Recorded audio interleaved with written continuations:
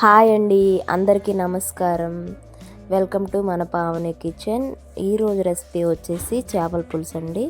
ఎవరైనా కొత్తగా నా ఛానల్ని చూస్తుంటే సబ్స్క్రైబ్ చేసుకొని, లైక్ చేసుకొని, షేర్ చేయండి.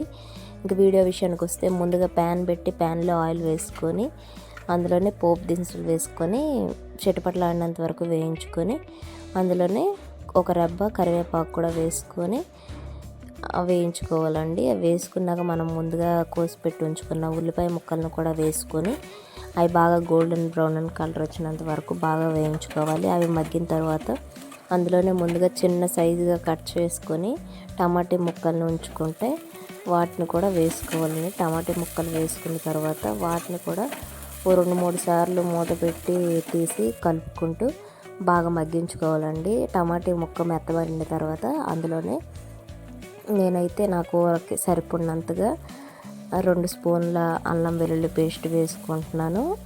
అల్లం వెల్లుల్లి పేస్ట్ కూడా పచ్చివాసన పోయేంత వరకు వేయించుకోవాలండి. అల్లం వెల్లుల్లి పేస్ట్ పచ్చివాసన పోయేంత వరకు వేయించుకున్న తర్వాత అందులోనే మనం ముందుగా చేసి పెట్టి ఉంచుకున్న చేప ముక్కల్ని వేసుకోవాలండి.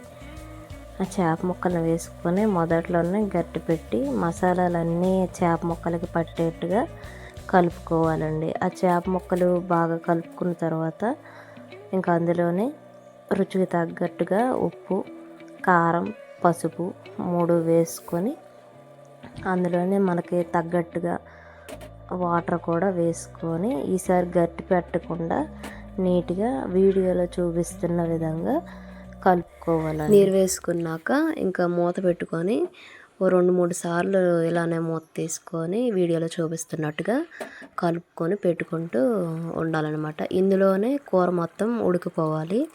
ఉడికిపోయి వాటర్ అంతా దగ్గర అయిన తర్వాత గుజ్జుగా కొంచెం చింతపండు తీసుకొని నానబెట్టుకోవాలండి. ముందుగానే ఆ చింతపండు వాటర్ని తీసుకొని వేసుకొని దాన్ని కూడా మూత పెట్టుకోకుండా ఒక 5 నిమిషాలు అలా ఉడికిస్తే సరిపోతుంది. ఇంకా అందులోనే చివరగా కొంచెం చికెన్ మసాలా వేసుకొని చివరగా కొంచెం కొత్తిమీర వేసుకొని స్టవ్ ఆఫ్ చేస్తే ఇంక అంతే, రెడీ అయిపోతుందండి చేపల పులుసు.